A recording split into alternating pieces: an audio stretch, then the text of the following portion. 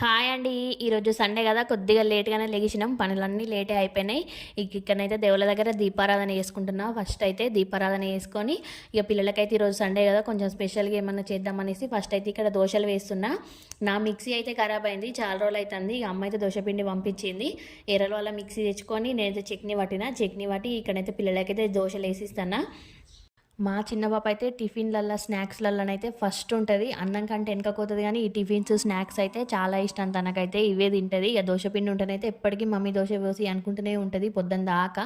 అసలు అన్నమే తినదు తనైతే. ఇక ఫస్ట్ అయితే చిన్నతలకైతే వేసిద్దాం అనేసి ఇక్కడనైతే చిన్నతలకైతే దోశ వేసిస్తాను. దోశ పట్టుకొని ఇచ్చినాక చూడండి, కొన్ని ఫ్లవర్స్ తెచ్చినట్టున్నది, ఇగో మమ్మీ అని ఇస్తుంది. ఇక నేనైతే ఫ్లవర్స్ పెట్టుకొని మళ్ళీ దోశ వేయడం అయితే స్టార్ట్ చేసిన. ఇక్కడ ఇక నాకున్న మా ఆయనకు కూడా వేసేసుకొని తనకు కూడా పెట్టించేసిన. ఇక తనైతే తిని సెంటర్కు బయలుదేరిండు. ఇక అక్కడైతే సామాన్ తీసుకొని చికెన్ తీసుకొని వస్తాడు. మేమైతే చికెన్ బిర్యానీ చేసుకుంటాం ఈరోజు. మీరేం చేసుకుంటారో తప్పకుండా కామెంట్